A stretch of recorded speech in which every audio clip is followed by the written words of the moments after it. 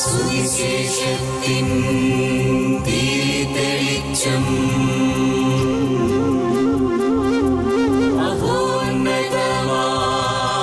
ആത്മാർപ്പണം വചനം സത്യം ജീവദായകം വചനം സത്യം ജീവദായകം വചനം സത്യം ജീവദായകം.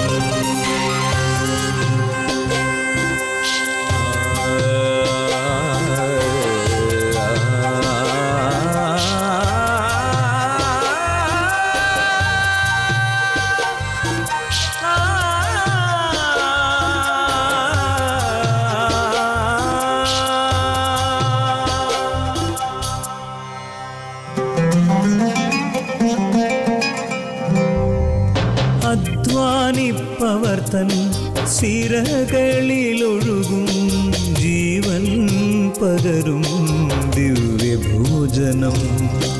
അധ്വാനിപ്പവർത്തൻ സിരകളിലൊഴുകും ജീവൻ പകരും ദിവ്യഭോജനം. അതിരുകൾ ഭേദിക്കും സ്നേഹത്തിൻ രശ്മികൾ ഞങ്ങളെ ഉണർത്തുന്ന പുതിയ പ്രഭാതം. അതിരുകൾ ഭേദിക്കും സ്നേഹത്തിൻ രശ്മികൾ ഞങ്ങളെ ഉണർത്തുന്ന പുതിയ പ്രഭാതം.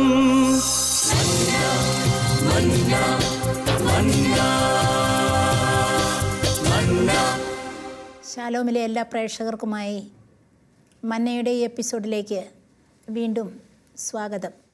ഈ ചങ്കു പൊട്ടി പിളർന്നതല്ല, ഈ നെഞ്ചു പൊട്ടി വിരിഞ്ഞതൻ വിസ്മയം. ഈ ചങ്കു പൊട്ടി പിളർന്നതല്ല, ഈ നെഞ്ചു പൊട്ടി വിരിഞ്ഞതൻ വിസ്മയം. ഈ വിസ്മയത്തുമ്പത്താണ് തിരുഹൃദയ സംസ്കാരം ഒരു ജീവൻ്റെ സമൃദ്ധിയായി തീരുന്നു എന്ന തിരിച്ചറിവുണ്ടായത്. ഈ ഗ്ലാസ് നിലത്തെറിഞ്ഞാൽ പൊട്ടും, ചീളുകളാവും, മുറിവേൽപ്പിക്കും. ആരുടെയെങ്കിലും ശരീരത്തിൽ തൊട്ടാൽ ഇത് ചോര ചിന്തും. പൂന്തോട്ടത്തിലേക്ക് പ്രഭാതത്തിൽ പോയാൽ ആ പൂമൊട്ടും പൊട്ടും, അത് പൊട്ടി വിരിയും. കവിതയായി, സ്നേഹമായി, ശാന്തിയായി, സമാധാനമായി അതിൻ്റെ മുന്നിൽ ശാന്തമാകുന്നവർക്ക് വേണ്ടി അത് വിരിയും. ഈശോയുടെ ഹൃദയം പൊട്ടി, പക്ഷേ അത് പൊട്ടി തകർന്നില്ല, ആരെയും മുറിവേൽപ്പിച്ചില്ല. അത് പൊട്ടി വിരിഞ്ഞു, ഇതളിതളായി പൊട്ടി വിരിഞ്ഞു. കുരിശിൽ പൊട്ടി വിരിഞ്ഞത് മാത്രമല്ല എൻ്റെ വിസ്മയം. കാരണം അന്ത്യത്താഴ സമയം, യോഹന്നാൻ്റെ സുവിശേഷം 13-ാം അധ്യായം 31-ാം വാചകം ഒരുപക്ഷെ ആ അക്കത്തിൻ്റെ ഇണക്കം പോലും അതിൻ്റെ മനോഹാരിതയെ വ്യക്തമാക്കുന്നു. അന്ത്യത്താഴ സമയത്ത് യൂദാസിൻ്റെയും കാല് കഴുകി അവനും അപ്പം മുറിച്ചു കൊടുത്തു, അവനെ യാത്രയാക്കുന്നു. ഇതൊന്നുമല്ല ഏറ്റവും വിസ്മയകരം. ആരാണ് ഒറ്റിക്കൊടുക്കുന്നതെന്ന് പത്രോസ് ചോദിച്ചു. ആരാണ് ഒറ്റിക്കൊടുക്കുന്നതെന്ന് കൃത്യമായി പറഞ്ഞു. ഞാൻ ആർക്ക് അപ്പം മുക്കിക്കൊടുക്കുന്നുവോ അവന് എന്നെ ഒറ്റിക്കൊടുക്കും. അപ്പം കൊടുത്തല്ലോ, യൂദാസ് വാങ്ങിയല്ലോ. പക്ഷേ അവർക്കാർക്കും പിടികിട്ടിയില്ല, അല്ലെങ്കിൽ പിടികിട്ടാത്ത വിധം ഈശോ എന്തോ ചെയ്തു എന്നർത്ഥം. യൂദാസിനെ ആ അന്ത്യത്താഴത്തിന് വിളിച്ചപ്പോൾ എന്തെങ്കിലും തിരക്ക് പറഞ്ഞിട്ടുണ്ടാവും എന്ന് ഞാൻ ഓർത്തുപോയി. കാരണം സാധാരണ നമ്മളൊരു മീറ്റിങ്ങിന്, ഒരു അത്യാവശ്യ കാര്യത്തിനൊക്കെ ഒരാളെ വിളിച്ചു കഴിയുമ്പോൾ അവർ തിരക്ക് പറയുമ്പോഴാണ് നമ്മൾ ആ പരിപാടി തീരുന്നതിന് മുമ്പ് അവരെ യാത്രയാക്കിക്കൊണ്ട് പറയില്ലേ, ഓക്കെ ഇനി തമ്പൊക്കോ. അതിൻ്റെ അർത്ഥം ആ മീറ്റിങ്ങിലേക്ക് വരാനായിട്ട്, ആ അന്ത്യത്താഴ സമയത്തേക്ക് വരാനായിട്ട് യൂദാസ് മടി പറഞ്ഞിട്ടുണ്ടാവുമെന്നാണ്. മടിക്കണമല്ലോ, കാരണം മനസ്സിലിരിക്കുന്നത് അതുകൂട്ടല്ലേ. ചെകുത്താനാണെന്ന് അറിഞ്ഞിട്ട് പോലും, അങ്ങനെ ഈശോ പറയുന്നുണ്ടല്ലോ, എന്നിട്ട് പോലും അവനെ മാറ്റി നിർത്തിയില്ല. അതെന്നെ വിസ്മയിപ്പിക്കുന്നു. കാരണം നമ്മളുടെയൊക്കെ ജീവിതത്തിൽ ഇത്തരം നല്ല മുഹൂർത്തങ്ങൾ വരുമ്പോൾ നമ്മളോട് തീരെ ചേരാത്തവരതിനകത്ത് ഉണ്ടാകാതിരുന്നെങ്കിൽ എന്ന് ആഗ്രഹിച്ചു പോകാറില്ലേ? പക്ഷേ ഈശോയ്ക്ക് നിർബന്ധമായിരുന്നു അവനും അതിനകത്തുണ്ടാകണമെന്ന്. അവനുണ്ടായി. അവൻ്റെയൊക്കെ കാല് കഴുകുന്ന ആ സമയത്തെ ഈശോയുടെ മാനസികാവസ്ഥയെക്കുറിച്ച് ചിന്തിച്ച് നോക്കണം. ഈ പൊട്ടി വിരിയൽ മനസ്സിലാകണമെങ്കിൽ ഒരു കടൽ തന്നെ ഉള്ളിൽ ഒളിപ്പിച്ച് വെച്ചോണ്ടല്ലേ ഈശോ കാല് കഴുകി? ഒരു കടൽ തന്നെ അവിടെ ആർത്തിരമ്പുമ്പോഴല്ലേ അതൊന്നും കാണിക്കാതെ പുഞ്ചിരിച്ചുകൊണ്ട് ആ കാല് കഴുകി ചുംബിച്ച്? യോഹന്നാൻ 13:31. ഇപ്പോൾ മനുഷ്യപുത്രൻ മഹത്വീകരിക്കപ്പെട്ടിരിക്കുന്നു. എപ്പോൾ? യൂദാസിനെ ഈ വിധത്തിൽ യാതൊരു കുഴപ്പവും ഉണ്ടാകാതെ, നോവറിയിക്കാതെ, മനസ്സിനോ ശരീരത്തിനോ മാന്യതയ്ക്കോ ഒന്നും ഒരു കോട്ടം തട്ടാതെ അവനെ എന്നാൽ അതിനകത്തെല്ലാം പങ്കാളിയാക്കിയതിന് ശേഷം അങ്ങ് യാത്രയാക്കിയിട്ട് ഈശോ പറയുക, ഏതോ ഒരു വിജയാഘോഷത്തിൻ്റെ ശബ്ദമല്ലേ അത്, ഇപ്പോൾ മനുഷ്യപുത്രൻ മഹത്വീകരിക്കപ്പെട്ടിരിക്കുന്നു എന്ന്. ഇതാണ് മനഃശാസ്ത്രത്തിൽ പൊട്ടിവിരിയൽ എന്ന് പറയുന്നത്. ആ ചങ്ക് പൊട്ടി, പക്ഷേ അത് വിരിഞ്ഞു. ഇതെല്ലാം മനുഷ്യർക്കുമാകുന്നതാ. ഇത് മനുഷ്യർക്കേ ആകൂ. അത് മനുഷ്യത്വത്തിൻ്റെ വലിയ മഹനീയതയാണ്. ഒരു ചെറിയ പഴയ കഥ. ഒരു സന്യാസി കുളത്തിൽ കുളിക്കാൻ ഇറങ്ങി. ഒരു തേള് കുത്തി. വേദന കൊണ്ട് അയാൾ പൊളഞ്ഞു പോയി. അയാൾ കരയ്ക്ക് കയറി ഒരു പലകയെടുത്ത് കൊണ്ടുവന്ന് ആ തേളിനെ സ്നേഹപൂർവ്വം വാത്സല്യപൂർവ്വം ആ പലകയിൽ കയറ്റി അതിനെ കൊണ്ടുവന്ന് പുല്ലിനകത്ത് വച്ചിട്ട് ആരും അതിനെ ആക്രമിക്കാതെ ഇരിക്കത്തക്ക വിധം അതിനെ നോക്കി നിന്നു, അതങ്ങ് കടന്നു പോകാൻ. എന്നിട്ട് വന്ന് കുളത്തിലിറങ്ങിയപ്പോൾ സഹസന്യാസി പറഞ്ഞു അത്രേ, ഓഹ് എല്ലാം സഹിക്കാം, ഈ പൊട്ടത്തരം മാത്രം സഹിക്കാൻ പറ്റില്ല എന്ന്. അപ്പോൾ അന്നേരം പരുഷമായ മുഖത്തോടുകൂടി അയാൾ ആ സഹസന്യാസിയെ നോക്കിക്കൊണ്ട് പറഞ്ഞു അത്രേ, തേളിൻ്റെ സ്വഭാവം കാണിക്കും, ഞാൻ എൻ്റെ സ്വഭാവം കാണിക്കുമെന്ന്. തേളിൻ്റെ സ്വഭാവം കുത്തുക, എൻ്റെ സ്വഭാവം രക്ഷിക്കുക. ഈശോ മനുഷ്യകുലത്തിന് സമ്മാനിച്ച ഒരു വലിയ സംസ്കാരം. കാരണം ഈ രീതിയിൽ ചെയ്തില്ലെങ്കിൽ നമ്മളൊക്കെ ജീവിതത്തിൽ താറുമാറാകുമെന്ന് ഈശോയ്ക്ക് നന്നായിട്ടറിയാം.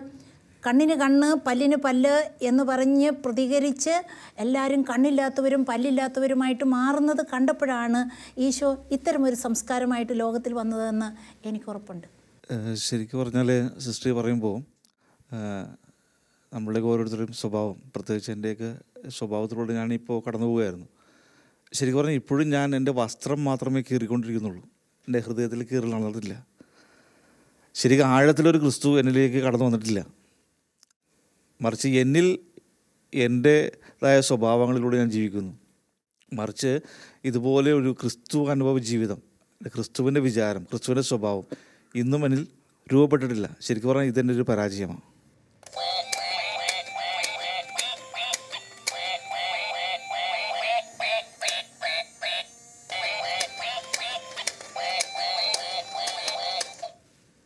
നിന്നു റൂബൻ, ഞാനിത് വീണ്ടും തുറന്നാൽ വീണ്ടും കംപ്ലീറ്റ് എൻ്റെ കൺട്രോളിലാണ്.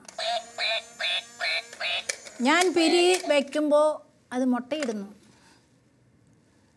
ഞാൻ പിരി മുറുക്കുമ്പോൾ അത് നിർത്തുന്നു. ഈശോ എന്തിനാന്നോ വന്നിത് പഠിപ്പിച്ചേ? നമ്മളൊക്കെ അടിമകളാകുക. എന്തിന്? ഒരു കുഞ്ഞു കുട്ടിയുടെ പ്രകടനം മതി നമ്മുടെയൊക്കെ മൂഡ് മാറ്റാൻ. നമ്മൾ എന്നിട്ട് ആ കുഞ്ഞു കുട്ടിയുടെ മൂഡിനനുസരിച്ച് തുള്ളും. നമ്മളെ ആരെങ്കിലും ഒരാൾ എന്നെ കുണ്ടാൻ വേണ്ടിയാ എന്ന് പറഞ്ഞൊന്ന് തോണ്ടിയാൽ നമ്മൾ ആ തോണ്ടലിൽ കിടന്ന് കളിക്കും. പിന്നെ നമുക്ക് അരിശുവാ, ദേഷ്യവാ. ഓഫീസിൽ നമ്മളോട് ഹെഡ് മാഷ് ചുണ്ടി പിടിച്ചൊരു വാക്ക് പറഞ്ഞാൽ അന്നത്തെ ദിവസം മുഴുവനും ആ ചുണ്ടി പിടിച്ച വാക്കിൽ കിടന്ന് നമ്മൾ കളിക്കും, തുള്ളും. നമ്മളൊക്കെ ഇങ്ങനെ പിരി പുറത്ത് വെച്ച് കൊടുത്തേക്കുക. ആർക്കും നമ്മളെ പ്രൊവോക്ക് ചെയ്യാം, ആർക്കും നമ്മളെ പൊട്ടിത്തെറിപ്പിക്കാം, ആർക്കും നമ്മളെ ചൂട് പിടിപ്പിക്കാം. നമ്മളവിടെ കിടന്ന് ഇങ്ങനെ കളിക്കും. പണ്ടൊക്കെ കുഞ്ഞുനാളിൽ സ്കൂളിൽ ഈ കുരങ്ങനെ കൊണ്ടുവന്നിട്ട് കളിപ്പിക്കുമായിരുന്നു. ഓടി ഓടി കളിക്കട കുഞ്ചിരാമ. അപ്പോൾ ഓടി ഓടി കളി. ചാടി ചാടി കളിക്കട. ഈ വള്ളിയിലാണ് ഈ അഭ്യാസം മുഴുവൻ. അങ്ങനെ ഈ പിരിയൽ നമ്മളെ ഇട്ടുകൊണ്ട് ആർക്കും കളിപ്പിക്കാം. അങ്ങനെ കളിക്കുന്നത് കണ്ടിട്ടാ ഈശോ വന്ന് ഇത് കാണിച്ചു തന്നെ. സിസ്റ്റർ, അപ്പം പൊതുവെ മനുഷ്യരുടെ സ്വഭാവം എന്ന് പറഞ്ഞു കഴിഞ്ഞാൽ ഓരോ മനുഷ്യനും മറ്റുള്ളവരുടെ അധീനതയിലാകാൻ, മറ്റുള്ളവരാൽ നിയന്ത്രിക്കപ്പെടുവാൻ ആഗ്രഹിക്കുന്നില്ല. സത്യത്തിലില്ല. പക്ഷേ ഈ ഒരു കൃപ കർത്താവിൽ നമ്മൾ സ്വീകരിച്ചിട്ടില്ല എങ്കിൽ പലപ്പോഴും ആരാലും നിയന്ത്രിക്കപ്പെടുന്നില്ല എന്ന് അഹങ്കരിക്കുന്ന മനുഷ്യൻ പലപ്പോഴും പലതിൻ്റെയും നിയന്ത്രണത്തിലാണ്. പലപ്പോഴും അത് ചില സാഹചര്യങ്ങളുടെ ആകാം, ചില വസ്തുക്കളുടെ, ചില വ്യക്തികളുടെ. അപ്പോൾ അത് ഇന്ന് ലോകത്തിൽ നടന്നുകൊണ്ടിരിക്കുന്നൊരു കാര്യമാണ് ശരിക്കും പറഞ്ഞു കഴിഞ്ഞാൽ. അപ്പം ഇത് ശരിക്കും മനുഷ്യൻ മനസ്സിലാക്കാത്തതാണോ ഇന്നത്തെ ഒരു വലിയ പ്രശ്നം? തിരിച്ചറിയുന്നില്ല. എൻ്റെ രാജകൊട്ടാരത്തിന് മതിലുകളില്ല, എൻ്റെ നാട്ടിലെനിക്കും ഇതേ രാജാക്കളില്ല എന്ന് വിചാരിക്കുമ്പോഴും നമ്മളെ പലരും ഇങ്ങനെ സ്വാധീനിക്കുന്നു എന്നും ചരട് പിടിച്ച് വലിക്കുന്നു എന്നും തിരിച്ചറിയുന്നില്ല. ഈ തിരിച്ചറിവിലേക്കാണ് ഈശോ നമ്മളെ വിളിക്കുന്നത്. പലപ്പോഴും തിരിച്ചറിഞ്ഞ ഒരു സത്യം എന്ന് വെച്ചാൽ, നമ്മൾ പറയുന്നത് തെറ്റാണെന്ന് മറ്റൊരാൾ നമ്മൾ ചൂണ്ടിക്കാണിക്കുമ്പോൾ അത് സമ്മതിച്ച് കൊടുക്കാൻ പറ്റാത്തൊരവസ്ഥ, അതിന് മേലൊരു തർക്കം. എനിക്കറിയാം ഞാൻ ചെയ്തത് തെറ്റാണ്, പക്ഷെ അത് സമ്മതിച്ച് കൊടുക്കാനായിട്ടൊരു വല്ലായ്മ എന്ന് പറഞ്ഞാൽ പ്രൂവ് ചെയ്യണം, തൻ്റെ കഴിവിനെ അംഗീകരിക്കണമെന്ന് താൻ വാശി പിടിക്കുന്നു. അല്ലെങ്കിൽ അത് താൻ കഴിവുള്ളവനാണ് എന്ന് സ്ഥാപിക്കാൻ വേണ്ടിയിട്ട് വാശി പിടിക്കുന്നു. ഇവിടെ ഇവൻ കിടന്നപ്പോൾ പടയാളികൾ വന്നിട്ട് പറഞ്ഞു, ഛേ, നമ്മളൊരു ചുരുക്ക ഭാഷയിൽ, മനസ്സിലാകുന്ന ഭാഷയിൽ പറഞ്ഞാൽ, ഛേ, വെറുതെ കിടക്കുക, ഇറങ്ങിപ്പോ, കഴിവ് കാണിക്ക് എന്ന് പറഞ്ഞിട്ട് ഇറങ്ങി വന്നില്ലല്ലോ. അവിടെ ചുമ്മാ കിടന്ന് ചത്തില്ലേ? തോറ്റു കൊടുത്തു. ഒന്നുമില്ലാത്തവനെ പോലെ, ഒന്നുമല്ലാത്തവനെ പോലെ ചത്തു.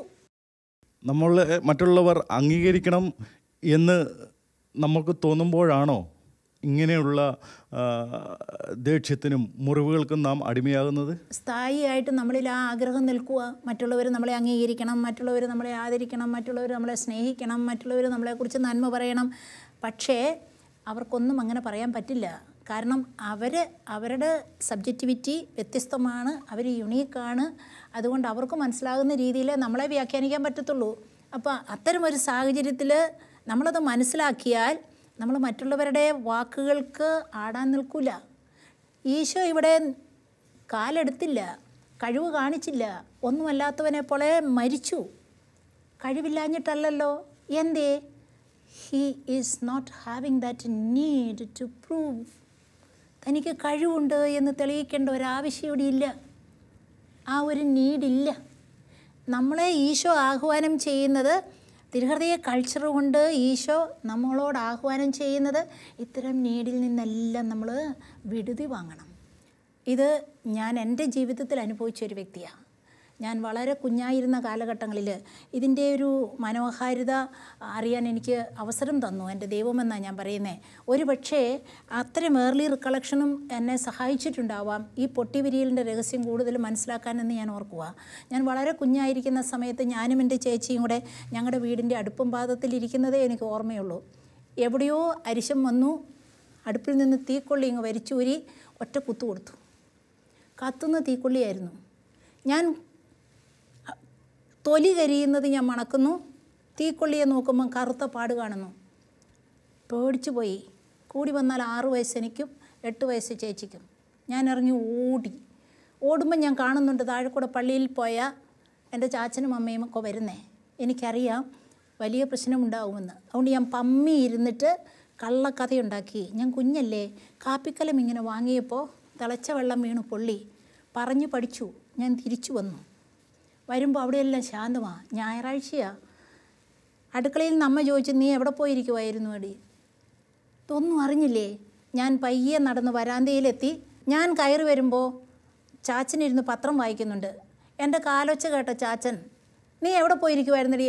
അവളുടെ കൈ പൊള്ളിയത് അറിഞ്ഞില്ലേ എന്ന് ചോദിച്ചു. എന്തോ ഒരു ശബ്ദം എന്നിൽ നിന്ന് വന്നു കാണണം. ചാച്ചൻ പറയുന്നത് എനിക്ക് കൃത്യമായി അറിയാം. അവളുടെ കൈ പൊള്ളിയെന്ന്.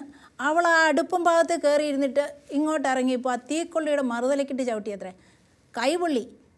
വേറെ വല്ലതും ഉണ്ടായിരുന്നോ അവൾക്ക് കയറിയിരിക്കാൻ എന്ന് പറയുമ്പോൾ ഞാൻ അന്തം വിട്ടുപോയി.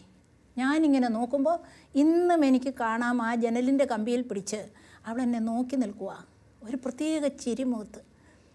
ഞാനത് കണ്ടപ്പോൾ ഇങ്ങനെ വല്ലാത്ത ഒരു ഭാവത്തിൽ കുനിഞ്ഞ ചാച്ചൻ്റെ 2 മുട്ടിന്മേലും കൈവച്ചിട്ട് ഞാൻ കുത്തിയതാന്ന് പറഞ്ഞ് കാറി.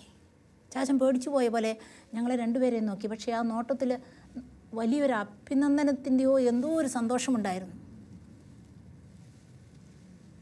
നാളുകൾ പോകും തോറും ഇവളുടെ കൈയുടെ ഈ ഭാഗത്ത് കരിഞ്ഞതിൻ്റെ ഒരു പാട് ഇങ്ങനെ മുഴ പോലെ നിൽക്കുമ്പോഴും എനിക്കതെപ്പോഴും കാണണം.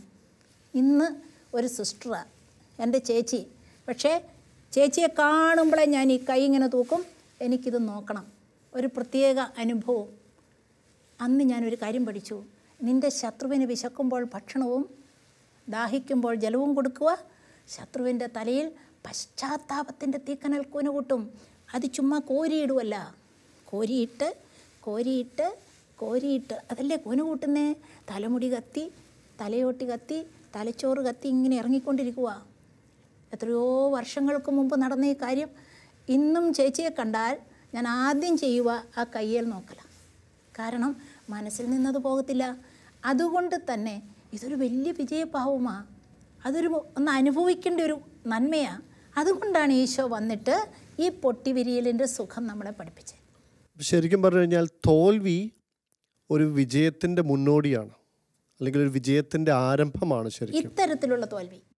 സിസ്റ്റർ ഇത് പറഞ്ഞപ്പോഴാണ് ഞാനൊരു കാര്യം ഓർത്ത്. എന്നെ ഏറ്റവും കൂടുതലായിട്ട് സ്പർശിച്ച ഒരു സംഭവമാണ് കൽക്കട്ടയിലെ വിശുദ്ധ മദർ തെരേസ. മദർ തെരേസ വിശക്കുന്ന തൻ്റെ മക്കൾക്ക് വേണ്ടിയിട്ട് ഒരു സമ്പന്നൻ്റെ മുമ്പിൽ കൈ നീട്ടിയപ്പോൾ അദ്ദേഹം സിസ്റ്ററിൻ്റെ കയ്യിൽ തുപ്പുകയാണ് ചെയ്തത്. അപ്പോൾ ഒന്നും വേണ്ടാത്ത സിസ്റ്റർ അത് തൻ്റെ വസ്ത്രത്തിൽ അത് തൂത്തു. എന്നിട്ട് എനിക്കുള്ളത് കിട്ടി, ഇനി എൻ്റെ മക്കൾക്കുള്ളത് താന്ന് പറഞ്ഞപ്പോൾ ആ വ്യക്തിയുടെ മനസ്സലിഞ്ഞത്. ആ മനുഷ്യനാണ് ഈ വാർത്ത ലോകം മുഴുവനും എത്തിച്ചത്. അതും കൂടെ നമ്മൾ കൂട്ടിച്ചേർക്കണം. കാരണം അയാളുടെ തലയിൽ തീ വീണു. ആ തീ മായാത്തത് കൊണ്ട് അയാളിങ്ങനെ പറഞ്ഞുകൊണ്ട് നടന്നു. അതിനുവേണ്ടി പുസ്തകം എഴുതി. ഈ തലയിൽ തീക്കണൽ കോരിയിടുന്ന അനുഭവം ഞാൻ ആലോചിക്കുകയാണ്. പണ്ട് ചെറുപ്പത്തിൽ ഞങ്ങളുടെ വീട്ടിൽ വന്നിട്ട് ഒരു വ്യക്തി ഭയങ്കരമായിട്ട് ബഹളം ഉണ്ടാക്കുക. അപ്പോൾ എൻ്റെ അമ്മച്ചിയുടെ അടുത്താണ് അദ്ദേഹം ബഹളം ഉണ്ടാക്കുന്നത്. ഞാനന്ന് വളരെ കുഞ്ഞാണ്. ഞാനതിങ്ങനെ നോക്കി നിൽക്കുക. അപ്പോൾ അമ്മച്ചി ഒന്നും മിണ്ടുന്നില്ല. ഇദ്ദേഹം ഇങ്ങനെ കിടന്ന് ബഹളം വെച്ച് ഇങ്ങനെ നിറഞ്ഞു തുള്ളി അദ്ദേഹം പോയി കഴിഞ്ഞ് അന്ന് രാവിലെ സമയമായിരുന്നു. ഉച്ച കഴിഞ്ഞ് വൈകുന്നേരമായപ്പോൾ ഞങ്ങൾ കുടുംബ പ്രാർത്ഥനയുണ്ട്. അപ്പോൾ എല്ലാവരും കൂടി ഇരുന്ന്, അന്ന് അപ്പച്ചൻ ജോലിക്ക് പോയിരിക്കുക, ഞങ്ങൾ അമ്മച്ചിയും 3 മക്കളും കൂടി ഞങ്ങളിരുന്ന് കുടുംബ പ്രാർത്ഥന ചൊല്ലുന്ന സമയത്ത് അമ്മച്ചി ഇരുന്ന് കരയാണ്. ഞാനത് ശ്രദ്ധിച്ചപ്പോൾ എനിക്ക് മനസ്സിലായി, ദൈവമേ ഇങ്ങനെയാണ് പ്രാർത്ഥിക്കുന്നത്. ഇന്ന് വന്ന് ബഹളം വെച്ച ആ വ്യക്തിയുടെ മേൽ ദൈവമേ കരുണയുണ്ടാകണമേ, ആ വ്യക്തിയോട് ക്ഷമിക്കണേ എന്ന് പറഞ്ഞ് പ്രാർത്ഥിക്കുന്ന അമ്മച്ചി. അപ്പം ഞാനിങ്ങനെ ആലോചിച്ചു, അമ്മച്ചി എന്തിനാണ് ഇങ്ങനെ പ്രാർത്ഥിക്കുന്നത്? പക്ഷെ പിറ്റേ ദിവസം ഞാൻ സ്കൂളിൽ പോകാനായിട്ട് തയ്യാറായി. ഞാനിങ്ങനെ സ്കൂളിൽ പോകുന്നതിന് മുമ്പ് എനിക്ക് ആ വ്യക്തിയെ, ഞങ്ങളൊരു അകന്ന ബന്ധു തന്നെയായിരുന്നു, ഞങ്ങൾ ആ വ്യക്തിയെ വീണ്ടും വീട്ടിൽ കാണാൻ സാധിച്ചു. അദ്ദേഹം അമ്മച്ചിയോട് പറയുന്നത് ഞാൻ കേട്ടു, മേരി ചേച്ചി ഇന്നലെ എനിക്ക് കിടന്നിട്ട് ഉറങ്ങാൻ പറ്റിയില്ല. മേരി ചേച്ചിയുടെ മുഖം ഇങ്ങനെ വരുമായിരുന്നു. ഇന്നലെ വന്ന് ഞാൻ അങ്ങനെ ചീത്ത പറഞ്ഞതിന് എന്നോട് ക്ഷമിക്കണമെന്ന് പറയുന്ന വ്യക്തിയെ എനിക്ക് വീട്ടിൽ കാണാൻ സാധിച്ചു. ദൈവം നമ്മുടെ തോൽവിയിലൂടെ ആ വ്യക്തിയെ ദൈവം നേടിയെടുക്കുന്ന ഒരു വലിയ കാര്യം ഞാൻ അന്ന് ശരിക്കും എൻ്റെ ജീവിതത്തിൽ ഞാൻ കണ്ടു. മറ്റൊന്നുകൂടി പറയട്ടെ, നമ്മൾ അതിനുവേണ്ടി തുനിയുമ്പോൾ നമുക്ക് ചൊരിഞ്ഞു കിട്ടുന്ന കൃപാവരം അപാരമാണ്. അതുകൊണ്ടാണ് ബൈബിളിൽ പറയുന്നത്, അവൻ്റെ ശത്രുവിൻ്റെ തലയിൽ പശ്ചാത്താപത്തിൻ്റെ തീക്കനൽ കൂന കൂട്ടും, നിനക്ക് ദൈവകൃപ ലഭിക്കുകയും ചെയ്യും. എൻ്റെ ചേച്ചി അവരെ ബോധിപ്പിക്കാനുണ്ടാക്കിയ കഥ നോക്കിക്കേ, എത്ര വിശ്വസനീയം. ഞാനുണ്ടാക്കിയ കഥ നോക്കിക്കേ, ആരും വിശ്വസിക്കുമായിരുന്നില്ല അത് പറഞ്ഞാൽ, വെള്ളം വീണിട്ട് അത് പൊള്ളിയതാന്ന് പറഞ്ഞാൽ. അപ്പം നമ്മൾ ഇത്തരം കാര്യത്തിന് വേണ്ടി തുനിയുമ്പം ദൈവകൃപ ഒരു വശത്ത്, നമ്മുടെ വ്യക്തിബന്ധങ്ങൾ സുഭഗമാകുന്നത് വേറൊരു വശത്ത്. അതുകൊണ്ട് സമൃദ്ധമായിട്ട് ജീവൻ ഉണ്ടാകാൻ വേണ്ടിയാണ് ഈശോ ഇത് പറഞ്ഞേ. യോഹന്നാൻ്റെ സുവിശേഷം 16-ാമത്തെ അധ്യായം 33-ാമത്തെ വാക്യത്തിലെ, നിങ്ങൾക്ക് ലോകത്തിൽ ഞെരുക്കമുണ്ടാകും, എങ്കിലും ധൈര്യമായിരിക്കുക, ഞാൻ ലോകത്തെ ജയിച്ചിരിക്കുന്നു. ഇപ്പോൾ ക്രിസ്തുവിന് ഇത്രമാത്രം ആഴത്തിൽ പരിചയപ്പെടാത്ത ഒരു വ്യക്തിക്ക് ഈ ദയനീയമായിട്ട് കുരിശിൽ തൂങ്ങിക്കിടക്കുന്ന ഈ വ്യക്തി എങ്ങനെ ലോകത്തെ തോൽപ്പിച്ചെന്ന് ചിന്തിക്കും. ശരിക്കും പറഞ്ഞാൽ എങ്ങനെയാണ് തോൽപ്പിച്ചതെന്നുള്ള ചിന്ത മാറണമെങ്കിൽ ഇതുപോലുള്ള പ്രവർത്തികൾ ഒന്ന് പരസ്യപ്പെടുത്തുമ്പോൾ ഈ ചേച്ചിയുടെ തോൽവി ലോകത്തിന് മുമ്പില്ല, പക്ഷെ അത് ക്രിസ്തുവിൻ്റെ വിജയമാണ്. പറയുമ്പോഴാണ് സിസ്റ്ററെ ഞാനും ഓർത്തു പോകുന്നത്, പലപ്പോഴും എന്നും ഫോൺ ചെയ്യുന്ന സമയങ്ങളൊക്കെ കറക്റ്റായിരിക്കും. അവർ ഫോൺ കോൾ പ്രതീക്ഷിച്ചായിരിക്കും ഇരിക്കുന്നത്. നമ്മളുടെ ജോലിയുടെ തിരക്കിനിടയിലായിരിക്കാം, പക്ഷേ ഫോൺ ചെയ്യാൻ പറ്റാത്ത അവസ്ഥകളൊക്കെ ഉണ്ടാവും. അപ്പോൾ സമയം മാറി ഫോൺ ചെയ്യുമ്പോഴും എനിക്കും വീട്ടിൽ നിന്ന് ഇങ്ങനെ ചെയ്യാൻ പറ്റാതെ അവർ ദേഷ്യത്തിൽ ശകലം എന്താ ചെയ്യാത്തതെന്ന് ചോദിക്കുള്ളൂ. പക്ഷേ എന്നിൽ വലിയ മുറിവുകളാണ് ഉണ്ടാകുന്നത്. ഞാനും ആ ദേഷ്യം ചിലപ്പോൾ മണിക്കൂറുകളോളം വെച്ചുകൊണ്ടിരിക്കാറുണ്ട്. അടുത്ത ഫോൺ കോൾ വരെ മാറ്റി വിടാറുണ്ട്. സ്വാധീനിക്കപ്പെടുന്നു. അവരുടെ ഒരു ശുണ്ഠി മതി അവർക്ക് വേണ്ടി മുട്ടയിടാൻ, അല്ലേ? അവർക്ക് വേണ്ടിയിട്ട് നമ്മൾ ആടിക്കളിക്കും എന്ന് പറഞ്ഞാൽ നമ്മൾ മൂഡ് കളയും, നമ്മൾ തകരും. ഇപ്പം എൻ്റെ വീട്ടിലാണെങ്കിൽ മക്കളോട് പഠിക്കാൻ പറയുമ്പം അത് പഠിക്കാതിരിക്കുക, ഒരു ബഹളം വെച്ച് നടക്കുക, അല്ല അവർ തമ്മിൽ അങ്ങോട്ട് അടിയിടുന്ന കാണുമ്പം പറയുന്നത് അനുസരിക്കാതെ വരുമ്പം ഓട്ടോമാറ്റിക്കായിട്ട് എൻ്റെ മനസ്സിൽ ഒരുപാട് അവരോട് ദേഷ്യം തോന്നും. നമ്മൾ ഒരുപാട് ഒച്ചയെടുത്ത് അവരോട് ദേഷ്യപ്പെട്ട് വഴക്ക് പറയും. വഴക്ക് പറഞ്ഞു കഴിഞ്ഞ് എന്ത് തോന്നും? ഒരു വല്ലാത്തൊരു അസ്വസ്ഥതയുണ്ടാവും. ആ അസ്വസ്ഥത ഒഴിവാക്കാനാണ് ഇവൻ പറയുന്നത്. പലപ്പോഴും ജോലി സ്ഥലത്ത്, പ്രത്യേകിച്ച് ദുബായിൽ എല്ലാവർക്കും അറിയാവുന്നൊരു കാര്യമാണ്, ഭയങ്കരമായ ട്രാഫിക് റോഡുകളിൽ കാണാറുണ്ട്. പ്രത്യേകിച്ച് ഓഫീസ് പീക്ക് ടൈമുകളിൽ, രാവിലെ ഓഫീസിലേക്ക് പോകുമ്പോഴും തിരിച്ചു വരുമ്പോഴും. നമ്മൾ ഓഫീസിലെ ഹാർഡ് വർക്ക് എല്ലാം കഴിഞ്ഞ് വണ്ടി ഓടിച്ച് വരുമ്പോഴായിരിക്കും ബമ്പർ ടു ബമ്പറായിരിക്കും വണ്ടികൾ റോഡിൽ മൂവ് ചെയ്യുന്നത്. അപ്പോൾ അത് ഭയങ്കരമായ ഇറിറ്റേഷൻ ഉണ്ടാക്കുന്ന അവസ്ഥയാണ്. ഇനിയിപ്പോൾ നമ്മൾ ഒരു മെയിൻ റോഡിൽ കൂടി പോകുമ്പോഴായിരിക്കും വേറൊരു സൈഡ് റോഡിൽ കൂടി വേറൊരു വണ്ടി വന്ന് കയറുന്നത്. ചില സമയത്ത് ഞാൻ ശരിക്കും ശ്രദ്ധിച്ചിട്ടുള്ള കാര്യം തന്നെയാണ്, ജപമാല നമ്മൾ ചൊല്ലിക്കൊണ്ടിരിക്കുകയായിരിക്കും. ഈ ജപമാല ചൊല്ലിക്കൊണ്ടിരിക്കുകയാണെങ്കിലും വേറൊരാൾ മുമ്പിൽ വന്നു കഴിഞ്ഞാൽ വിട്ടുകൊടുക്കില്ല. കാരണം എനിക്ക് ആദ്യം പോകണം എന്നുള്ളൊരു ചിന്ത. ഞാൻ തന്നെ പിന്നെ ചിന്തിച്ചിട്ടുണ്ട്, ഞാനൊരാളെ വിട്ടുകൊടുക്കാതെ കയറിപ്പോയിട്ട് ഞാൻ പിന്നെ ആലോചിച്ചിട്ടുണ്ട് എന്തിനാണ് ഞാൻ ഈ ജപമാല ചൊല്ലുന്നത്. അപ്പോൾ ഇങ്ങനെയുള്ള ചിന്താഗതികൾ ഉണ്ടായിട്ടുണ്ട്. ഇപ്പോൾ ജീവിതത്തിൽ ഒരുപാട് സാഹചര്യങ്ങളുണ്ട് നമുക്ക് പൊട്ടിത്തകർന്നു പോകാനുള്ളത്. ഒരുപാട് കാരണങ്ങൾ നമുക്ക് തന്നെ കാണാൻ പറ്റുന്നുണ്ട്. ഇപ്പോൾ സിസ്റ്റർ കുറച്ചു മുമ്പ് പറഞ്ഞതുപോലെ ഒന്ന് പൊട്ടി വിരിയലിൻ്റെ ആ ഒരു അവസ്ഥയിലേക്ക് എങ്ങനെ നമുക്ക് കടന്നു വരാൻ സാധിക്കും? ഈ പൊട്ടി വിരിയലിന് വേണ്ടി നമ്മളെടുക്കേണ്ട കരുതൽ മനഃശാസ്ത്രത്തിൽ വളരെ മനോഹരമായിട്ട് സ്റ്റിമുലസ് ആൻഡ് റെസ്പോൺസിലൂടെ വിശദീകരിക്കുന്നുണ്ട്. എന്ന് പറഞ്ഞാൽ ഒരു പട്ടി, ആ പട്ടിയെ നമ്മൾ കല്ലെറിയുന്നു എന്ന് വിചാരിക്കേ, പട്ടി പെട്ടെന്ന് പ്രതികരിക്കും. ഒന്നെങ്കിൽ കടിക്കും അല്ലെങ്കിൽ കുരയ്ക്കും. അത് നമ്മുടെ കല്ലിനുള്ള പ്രതികരണമാണ്.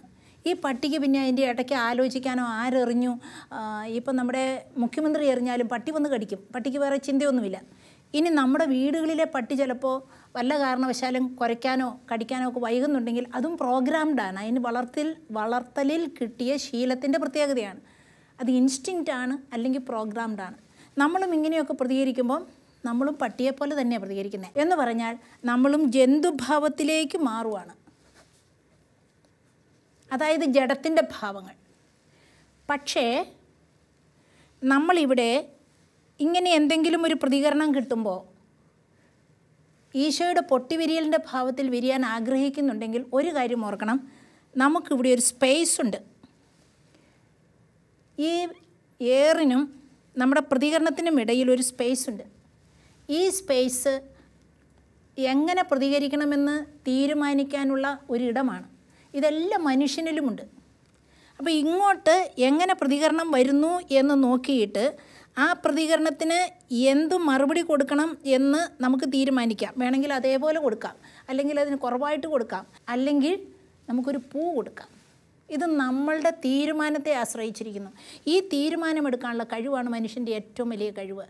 പക്ഷേ ഇങ്ങനെയൊരു കഴിവ് നമുക്കുണ്ടാകണമെങ്കിൽ നമ്മൾ ഓർക്കേണ്ട കാര്യം, നമ്മുടെ ഈ സ്പേസ്, ആന്തരിക സ്വാതന്ത്ര്യത്തിൻ്റെ ഒരു സ്പേസ്, ഇടം ക്ലിയറായി സൂക്ഷിക്കണം. ഈശോയെ സംബന്ധിച്ച് ഈ ഇടം വളരെ കൃത്യമായിരുന്നു, വ്യക്തമായിരുന്നു, ക്ലിയറായിരുന്നു. അതിലേക്ക് പുറമേയുള്ളത് ഒന്നും കയറുന്നുണ്ടായിരുന്നില്ല. നമ്മളെ സംബന്ധിച്ച് എന്താ സംഭവിക്കുക എന്ന് ചോദിച്ചാൽ, ഇവിടെ മുറിവുകളുണ്ടാകും, ദുഷ്ടതകളുണ്ടാകും, അസ്വസ്ഥതകളുണ്ടാകും. ഇതെല്ലാം വന്നു ചേരുമ്പോൾ ഇത് പട്ടിയെപ്പോലെ തന്നെ ഇനാക്റ്റീവായിട്ട് മാറും. ഇവിടെ ഒരു സ്പേസ് ഉണ്ടെങ്കിലും ഈ സ്പേസ് വർക്ക് ചെയ്യാതെ ആവും. ഇവിടെ ഈശോയെ സംബന്ധിച്ച് അത് വളരെ ക്ലിയർ ആയിരുന്നുകൊണ്ട് അതിനകത്തോട്ട് ഒന്നും കയറത്തില്ല. ഇവിടെ ഒരുപാട് കോംപ്ലക്സുകളും മുറിവുകളും എല്ലാം ഉള്ളതുകൊണ്ട് ഇത് ഇനാക്റ്റീവായിട്ട് മാറുന്നത് കൊണ്ട് നമ്മളും മറ്റുള്ളവർ പൊട്ടിത്തെറിക്കുന്നു, ചൂടാകുന്നു, തകരുന്നു, നമ്മുടെ മൂഡ് പോകുന്നു, അവരെന്ത് പ്രതികരിക്കുന്നു അതിനനുസരിച്ച് നമ്മൾ കിടന്നാടുന്നു എന്ന് പറഞ്ഞാൽ പാവയെപ്പോലെ തന്നെ അവർക്ക് നമ്മളായിട്ട് കളിപ്പിക്കാൻ പറ്റുന്നു. അപ്പോൾ ഈശോ നമ്മളെ ചലഞ്ച് ചെയ്യുക. നമ്മളോടിങ്ങനെ മനുഷ്യർ പ്രതികരിക്കുമ്പോൾ അതിന് പൊട്ടി വിരിഞ്ഞിട്ട് മനോഹരമായിട്ട് പ്രതികരിക്കാൻ അതൊരു വലിയ വിജയഭാവമാണ്. ആ വിജയ ആഹ്ലാദത്തിന് വേണ്ടി, ആ വിജയ ആഘോഷത്തിന് വേണ്ടിയിട്ടാണ് ഈശോ നമ്മളെ ഇൻവൈറ്റ് ചെയ്യുന്നത്.